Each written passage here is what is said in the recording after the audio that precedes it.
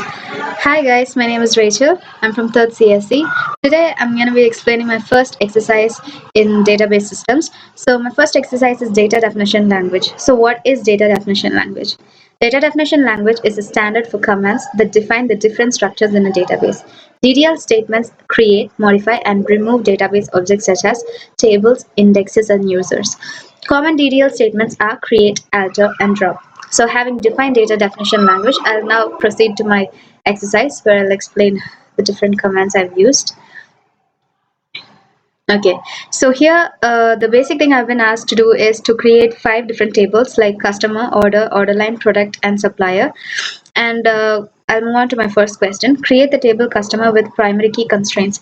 So as you can see here, I've created the table customer with the primary key constraint. Customer ID is going to be my primary key. The second question is to create all other tables. So here the tables order line, product, supplier, and yeah, all other tables have been created. My third question is to add a foreign key reference to the customer ID attribute.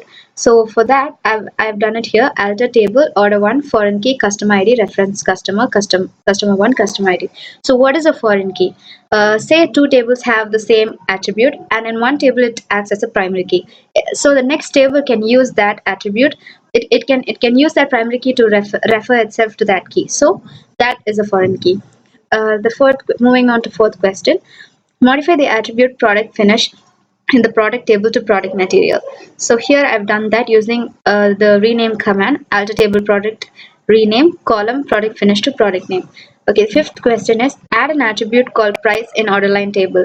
So alter the add command can be used to add another column to an already existing table. So alter table order line add price number. Then my sixth question is to add a check constraint to order quantity column and to check that the quantity is above 5. So here I've added a check constraint. See here, the order quantity, I've added a check like the quantity which I'm entering should be above 5.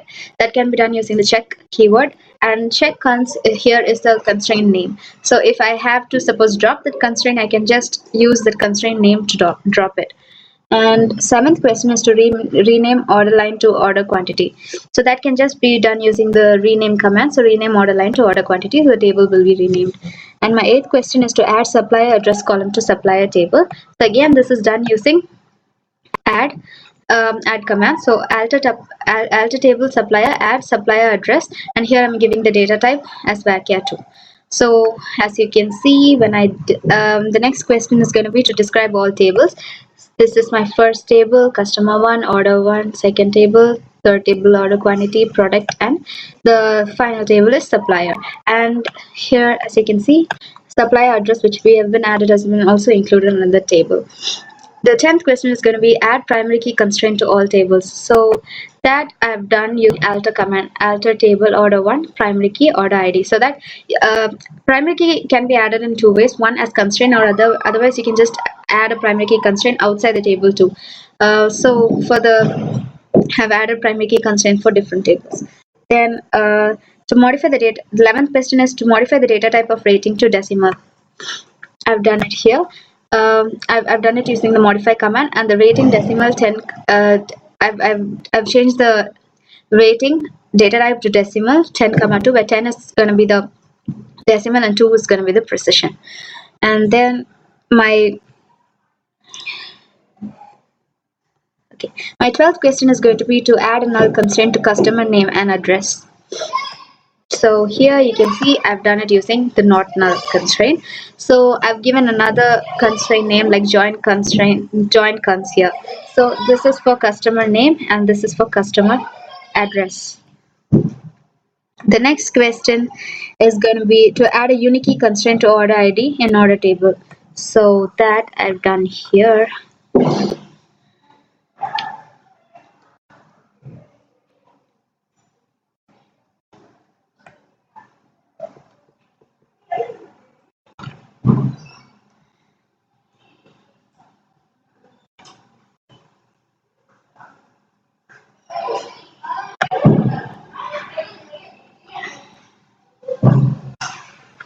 done it here. Alter table order 1, modify order ID, constraint order cons unique. So the keyword is just unique. If you give the keyword unique, it'll be that particular attribute will become unique. So the next one is to remove the unique key constraint that was added. So that I've done here. I've just, because I've already given a constraint name here for the unique key, I've given it as order cons. So removing it is quite easy. I've done it here. See, I've just dropped the order constraint order cons, so the unique key constraint is being dropped. And next is going to be to drop the column supplier address and supplier table. For that I've just